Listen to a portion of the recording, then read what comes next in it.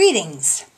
This is the 99ers response to President Obama's State of the Union address and is offered by me, Paladinette. The following is my 99ers response to the State of the Union address offered by Obama. Nobody asked me to do this, but if Michelle Bachmann can give the Tea Party response, I feel I've certainly earned the right to express my own take on what I see as an entirely ineffective, inadequate State of the Union address. Besides, I think I've proven myself up to the task of speaking intelligently on a few subjects, so that puts me head and shoulders above Bachmann, even if I am blonde. Well, if it is true, as Obama said at the beginning of last night's State of the Union address, that we are all part of one American family, I'm supposing that we 99ers must be the red-headed stepchildren or just the outright illegitimate bastard offspring whose very existence must be denied at all costs. That's what it's seeming like to me. Personally, I could care less about the stock market doing well. Don't know why that was even mentioned, except for most people at that speech have a lot of stocks and investments. Where are the jobs, Mr. President? How are the 99ers who have been without UI benefits for nearly a year with no jobs in sight supposed to survive the winter even? By your refusing to talk about the 99ers or any of the shameful 45 other million Americans living in abject poverty, you once again proved without a doubt that Washington, D.C. only cares about the rich and the poor be damned. America will not have the largest, most productive economy for long in the world unless things change very fast and the Beltway leadership finally puts Main Street ahead of Wall Street and corporate interests now. I didn't notice that in the speech either. Well, we cannot prosper when we do not have enough money for even food and shelter, Mr. President. We all want prosperity for this country. We all want to prosper.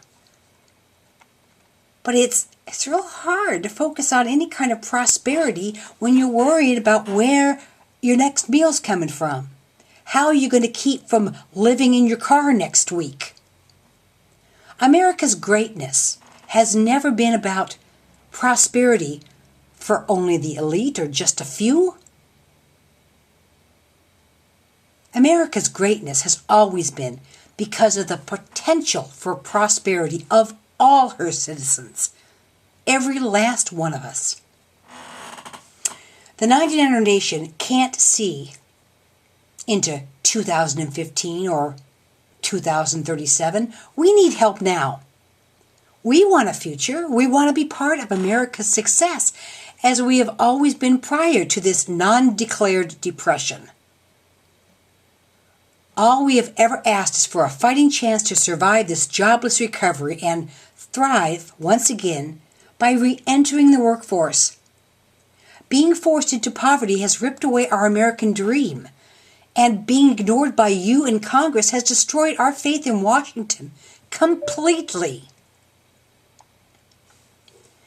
Preparing 100,000 teachers, I noticed you mentioned that, to step up as the baby boomers retire. That's admirable. But let's face it, Washington, D.C. sits idly by, watching state after state lay off tens of thousands of teachers on a regular basis, and does nothing. We need more than idle talk and meaningless rhetoric. We need action and help from our government. We need leadership, which is sorely lacking in the Beltway, apparently. We need a commitment to the well-being of all American citizens hurting so bad for years now, as Washington wastes time and ignores the suffering of her most vulnerable people in favor of the wealthy campaign donors. It is great to have a vision for where America will be in 5, 15, or 25 years, But too many 99ers do not know where they will be next month or even 15 days from now. I didn't hear anything, which leads me to believe that you or your administration give a damn about the millions of suffering 99ers you threw under the bus to get your deal with the devil done last December.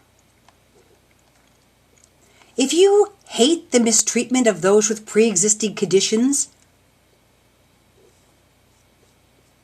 if you hate that so much, sir, then why can't you help those with the pre-existing condition of unemployment past the 99-week mark?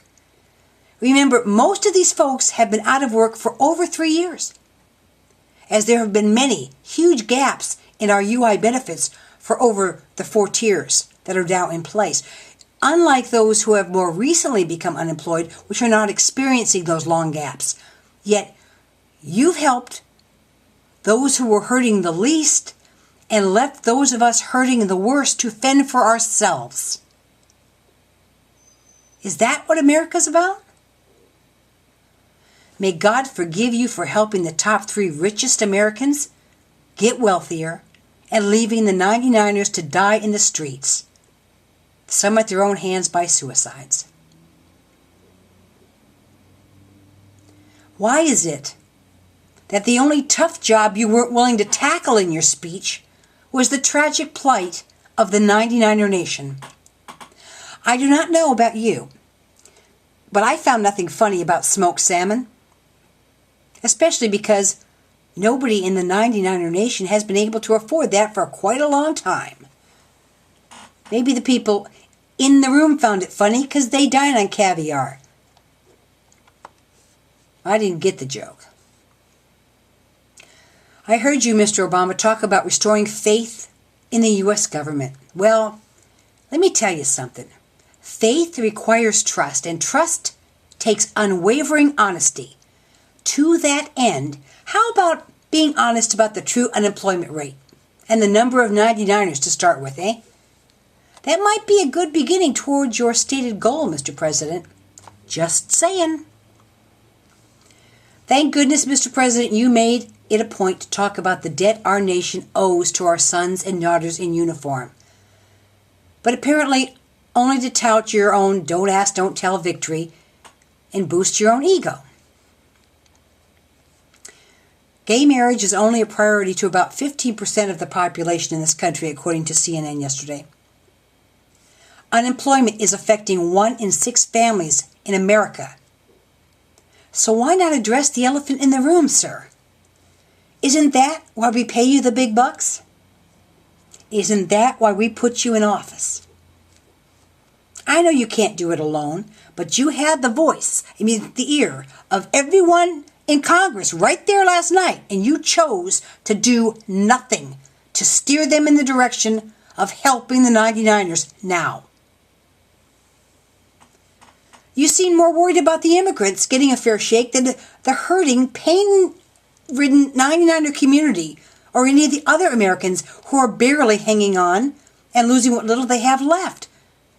We should be your first priority, but you act as if by ignoring us, that will just somehow go away. And I fear you have sorely misjudged the spirit, fight, and anger of the millions you pretend do not exist. Continue to do so at your own political peril, as we can see to it that you have only one more State of the Union address to make next year before the 2012 election. Now, people, I was only listening to the speech, not watching it as I typed these replies at my computer.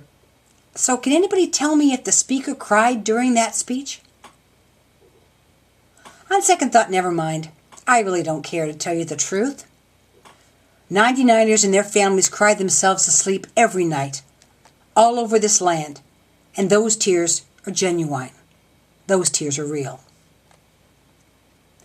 Yes, Obama, we do big things. We solve the big problems, but we cannot solve issues we refuse to admit need resolution.